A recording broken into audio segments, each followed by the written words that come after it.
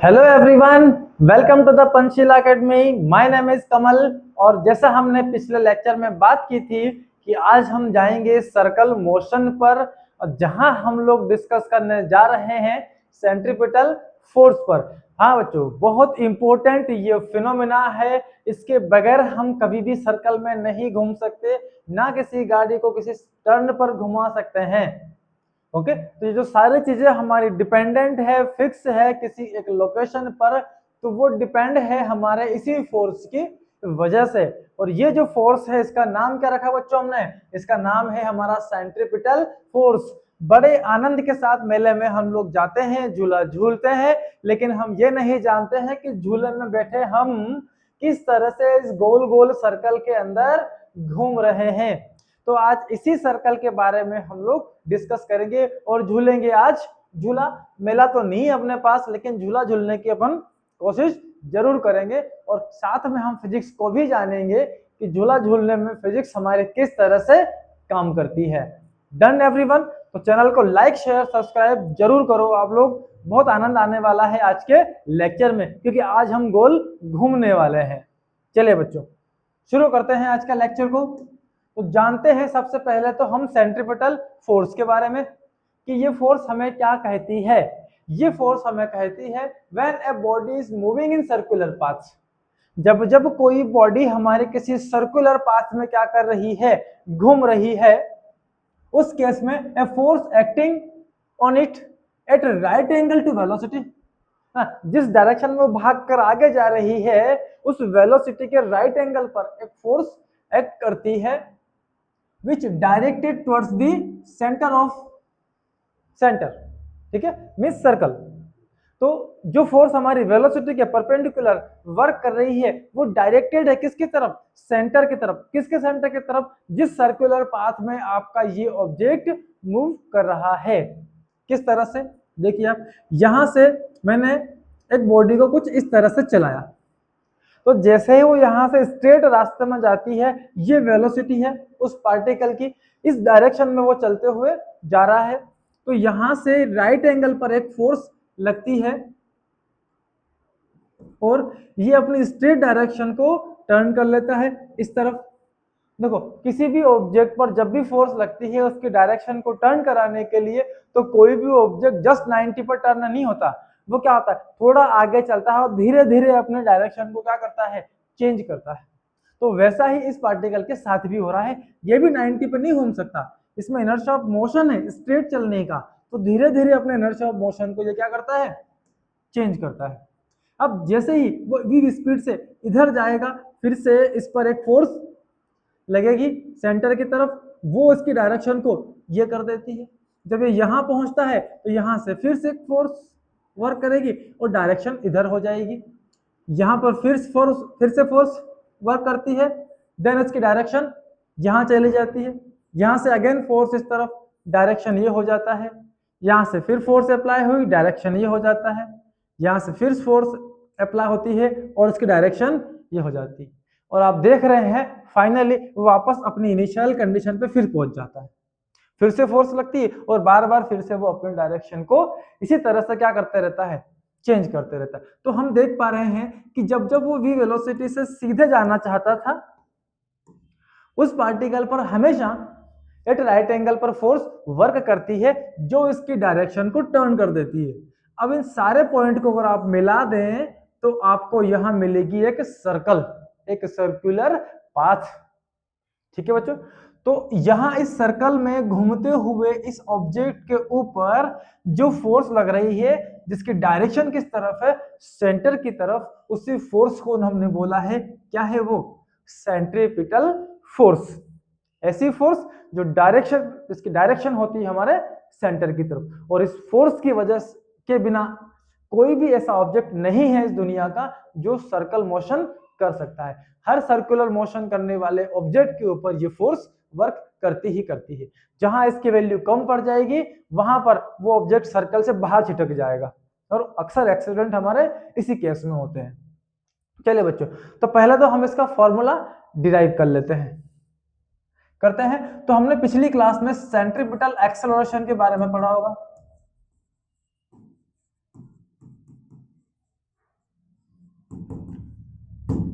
और वो centripetal acceleration a is equal to v square divide by क्या होता है, आर होता है ना। ये एक्सेलरेशन जनरेट होता है क्योंकि वेलोसिटी v से जब चलेगा ये पार्टिकल तो इसकी हर बार डायरेक्शन क्या आ रही, चेंज, और change in direction of velocity क्या गिवन करेगी आपको, एक्सेलरेशन। वेलोसिटी एक वेक्टर क्वांटिटी है, जैसे ही डायरेक्शन चेंज होगी उसमें क्या आएगा, acceleration. Okay, so Newton's law के अकॉर्डिंग फोर्स इस बॉडी पर जो लगेगी वो होगी mass into acceleration. So force F is equal to mass और एक्सेलरेशन ये रहा, ये मिल जाता है हमें mv square divide bye r, that is the value of centripetal force. v यहाँ पर पार्टिकल की स्पीड है, कितनी स्पीड से वो भाग के जा रहा है, m उस पार्टिकल का, उस बॉडी का मास है, और r जो यहाँ पर आपको दिख रहा है ये रेडियस है सेंटर से इस सर्कल की।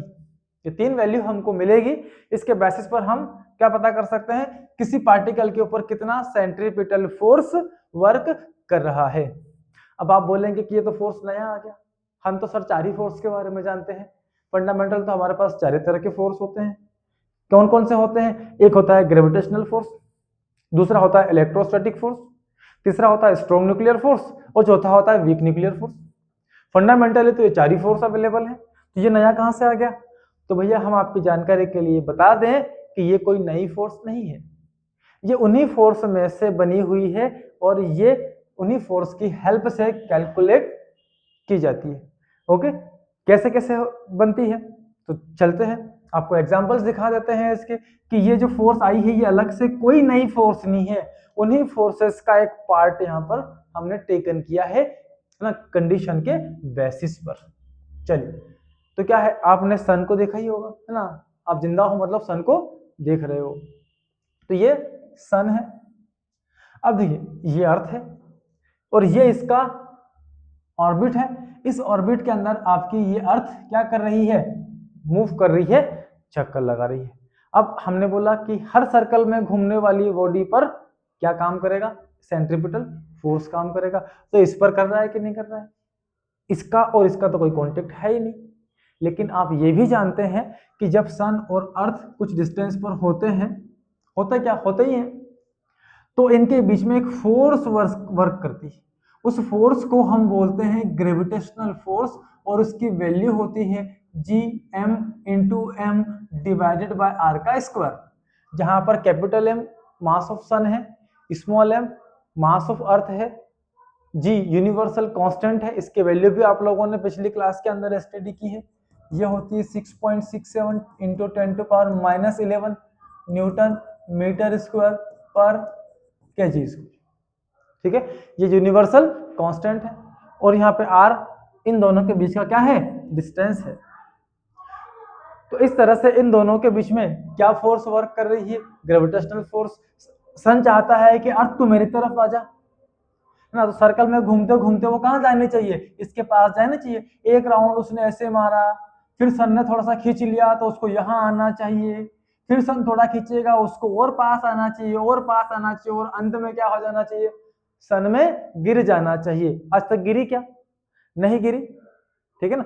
क्यों नहीं गिरी, वो इसलिए नहीं गिरी कि जितनी फोर्स से ये भाई साहब इसको इधर खींचना चाहते हैं, अपने अंदर मिलाना चाहते हैं, इस पर उतना ही फोर्स यहां से बाहर की तरफ काम करता है, और वो है हमारा centripetal force mv square divided by r. ये वो फोर्स है, जित फोर्स इस तरफ काम कर रहा है, उतना ही फोर्स इस अर्थ के ऊपर कहाँ काम कर रहा है, बाहर की तरफ काम कर रहा है, और ये दोनों फोर्स बैलेंस हो जाते हैं। इस वजह से अर्थ क्या कर रही है, यहां से इस ऑर्बिट के अंदर रिवॉल्व कर पा रही है।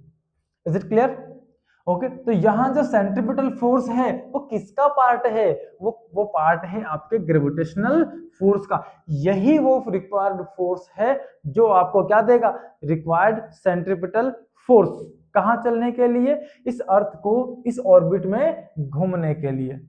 ऐसे ही हमारा चंदा मामा है, इन चंदा मामा को देखो, ये चंदा मामा भी क्या कर रहे हैं, अर्थ का चक्कर लगा रहे हैं, तो यहां से अर्थ इस पर क्या लगा रही होगी, ग्रेविटेशनल फोर्स।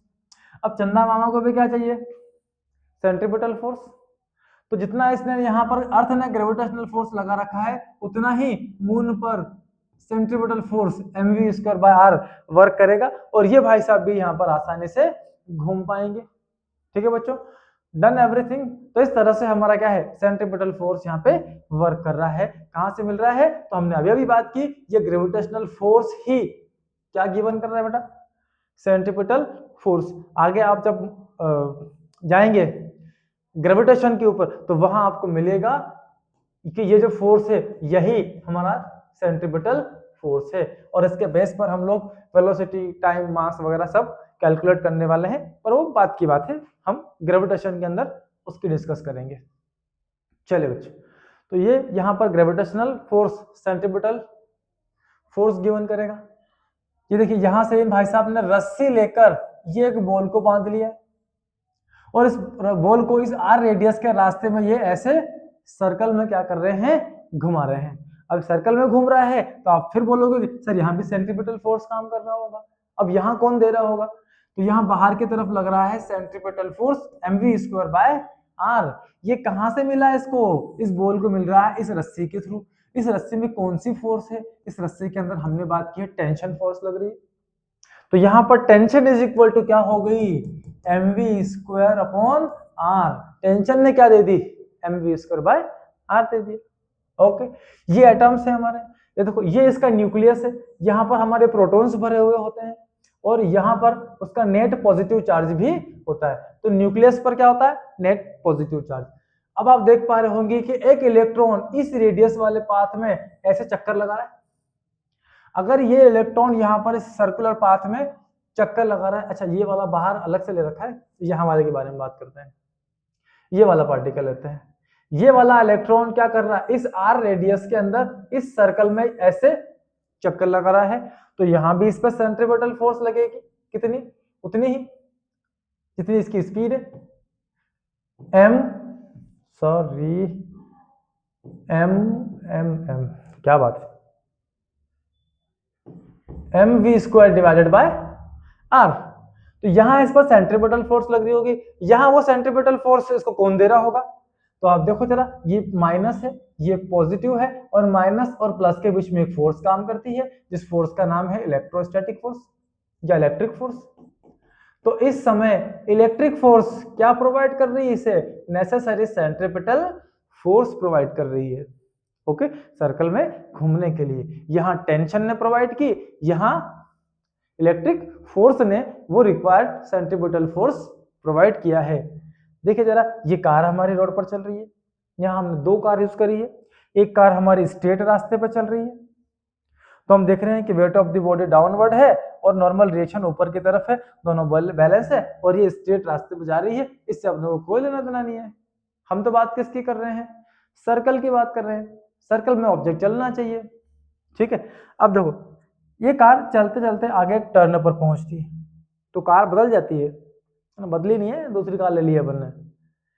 तो चलो बच्चों, यहां पर ये वाली कार इस सर्कुलर टर्न पर चल रही है ना, यहां से weight of the body downward और यहां से नॉर्मल रिएक्शन आपका अपवर्ड, ये दोनों तो आपस में बैलेंस है, क्योंकि ना तो कार ऊपर उठेगी ना गड्ढा खोद के अंदर जाएगी। अब देखो, जैसे ही इस टर्न पर कार हमारी पहुंचती है, इस टर्न पर एक बाहर की तरफ इंटेंशन आता है कार में, मतलब जब भी आप टर्न पर जाते हो तो बाहर की तरफ एक धक्का फील करते हो कि नहीं करते हो, तो एक फोर्स कहाँ काम कर रही है, बाहर की तरफ, कौन है वो, mv² बाय आर, ये सेंट्रीपिटल फोर्स। अब ठीक है, ये जैसे बाहर की तरफ है तो अंदर की तरफ क्या लग रहा होगा, जैसे इंटेंशन ऑफ मोशन कार में बाहर की तरफ आता है, अंदर की तरफ एक फ्रिक्शन काम करना शुरू कर देता है, और ये फ्रिक्शन ही ये सेंट्रीपिटल फोर्स इस कार को देता है कि जा तू जी ले अपनी जिंदगी और निकल जा इस छोटे से टर्न के ऊपर, तू भी क्या याद रखेगी मेरे को। तो इस तरह से ये जो फोर्स ऑफ फ्रिक्शन है यहाँ पर, ये फोर्स ऑफ फ्रिक्शन यहाँ पर क्या दे रहा है, सेंट्रीपिटल फोर्स इस कार को प्रोवाइड करता है। तो ठीक है बच्चों, बात समझ में आई आपकी, सेंट्रीपिटल फोर्स कहीं से भी नया फोर्स नहीं आया है, जिस जगह काम करता है, जैसी इसकी कंडीशन है वैसे ये अलग अलग फोर्सेस की हेल्प से आपको मिल जाता है, और उसी से हमें इसकी कैलकुलेशन भी करनी रहती है। Done everything. चलिए बच्चों, ये तो बात हो गई हमारे सेंट्रीपिटल फोर्स की। अब इसके कुछ एप्लीकेशंस हैं, कहाँ कहाँ सेंट्रीपिटल फोर्स हमारी हेल्प करता है, क्या कर सकते हैं हम इससे। तो नंबर एक, अभी देखा अपन ने, टर्निंग है कार, कार को टर्न कराना है, सर्कल पर चलाना है, तो क्या चाहिए, सेंट्रीपिटल फोर्स, वो आपको वहां से फ्रिक्शन प्रोवाइड कर देता है। तो टर्न कराने के लिए हमें इसकी फोर्स की जरूरत पड़ेगी। और इस फिनोमेना का यूज करके हमने क्या किया, washing machine spin cycle, washing machine बना ली।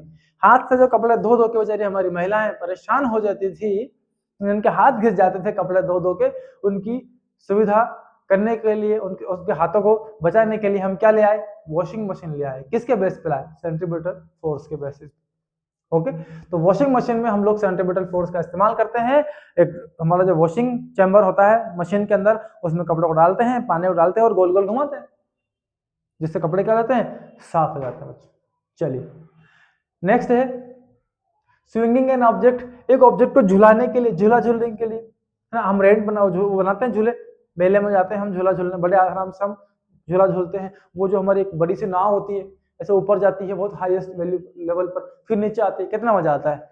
तो वो मशीन भी हमने किससे बना ली, इस फोर्स को बैलेंस करके, इसकी हेल्प से हमने वो कैलकुलेट की। तो भैया उस मशीन को यहाँ चलने के लिए कितना सेंट्रीपिटल फोर्स चाहिए, उतना ही हमें फिर यहाँ पर वायर के थ्रू या पाइप के थ्रू स्ट्रेंथ देनी पड़ती है, ताकि वो फोर्स बैलेंस हो सके। अदरवाइज ऑब्जेक्ट घूमते घूमते बाहर छिटक जाएगा। सेंट्रीफ्यूज में हम ब्लड टेस्ट करते हैं, वहां पे क्या करते हैं, ब्लड की छोटी सी बोतल भरते हैं। ओह कितनी बुरी बात है। तो बोतल में क्या कर लिया, ब्लड डाल लिया और क्या कर दिया, अपने मशीन में डाल लिया। अब मशीन क्या करती है, उसको सेंट्रीफ्यूज करती है। सेंट्रीफ्यूज करके हर पार्टिकल को सेपरेट करती है। देन डॉक्टर उसको स्टडी करके बोलता है कि आपको टाइफाइड है, ठीक है ना, आपको ये वाली प्रॉब्लम है, आपका बीपी, जो आपका आयरन लेवल है वो इतना है, ठीक है, वगैरह वगैरह। जब भी वो टेस्ट करते हैं, हमको उससे कोई काम नहीं, बायोलॉजी का पार्ट है, वहां पर करते रहना। चलिए, तो सेंट्रीफ्यूज करने में भी हम लोग इसका यूज करते हैं। Is it clear? तो ये है कुछ एप्लीकेशंस हमारे सेंट्रीपिटल फोर्स के। चलते हैं आगे। तो एक छोटा सा काम हम लोग यहां पर करने वाले हैं, जिसमें हम motion of car on plane circular road पर बात करने जा रहे हैं। चलो, एक प्लेन सर्कुलर, एक फ्लैट सरफेस है, वहां पर हमने एक टर्न बना रखा है, उस टर्न पर ये आपकी कार चल के जा रही है। तो इस कार को कितनी स्पीड से यहां से निकलना चाहिए, वो स्पीड हम यहां से कैलकुलेट करने वाले हैं। ठीक है बच्चों, आए। अब देखिए, ये जो रोड आपको दिख रही होगी, ये सर्कुलर टर्न है। ये सर्कुलर टर्न कहीं तो अपना सर्कल कंप्लीट करेगा, उसके सेंटर से यहाँ इस सर्कल तक की जो डिस्टेंस होगी वो हमारी रेडियस हो जाएगी। तो देखो, जैसे ही कार इस सर्कुलर टर्न पर पहुंचती है, इस कार पर कितने फोर्सेस वर्क करेंगे, तो नंबर 1 कार का वेट mg, जो कि वर्टिकली डाउनवर्ड होगा। नंबर 2 कार पर लगने वाली नॉर्मल रिएक्शन, जो कि सरफेस इसको अपवर्ड प्रोवाइड करेगी। अब जैसे ही कार आपकी भागकर सर्कुलर टर्न पर जाती है, इसमें एक इंटेंशन आती है बाहर की तरफ जाने की, और जैसे ये बाहर की तरफ इंटेंशन अपने अंदर लेकर आती है, तुरंत फ्रिक्शन क्या करती है, वर्क करना स्टार्ट कर देती है। क्योंकि ये यहाँ से बाहर की तरफ स्कीड कर रही है, तो फ्रिक्शन यहाँ पर कहाँ डेवलप होगी, जस्ट सेंटर की तरफ, इस तरफ। तो इसको यहाँ चलने के लिए चाहिए सेंट्रीपिटल फोर्स mv²/r, जो कि सीधा सीधा यहाँ पर किससे मिलने वाला है, फोर्स ऑफ फ्रिक्शन से मिलने वाला है। तो देखो बच्चों, फोर्स ऑफ फ्रिक्शन ने ही इसको क्या दे दी, सेंट्रीपिटल फोर्स दे दी। तो इस तरह से हम देख रहे हैं कि यहाँ पर जो नॉर्मल रिएक्शन है वो तो हमारी सीधी सीधी इस माजी के इक्वल होगी, mg के इक्वल होगी। अब जो फोर्स ऑफ फ्रिक्शन है, ये फ्रिक्शन इसको प्रोवाइड कर रहा है सेंट्रीपिटल फोर्स, और वो सेंट्रीपिटल फोर्स है mv²/r। ठीक है, इस Fs की वैल्यू हम क्या कर सकते हैं, μn। चलिए, तो μn वैल्यू हम यहां रखते हैं, और ये हो जाएगा mv²/r। ओके, और नॉर्मल रिएक्शन कितना है आपका, mg है। So mu into mg is equal to mv²/r। m से m चले गया, तो v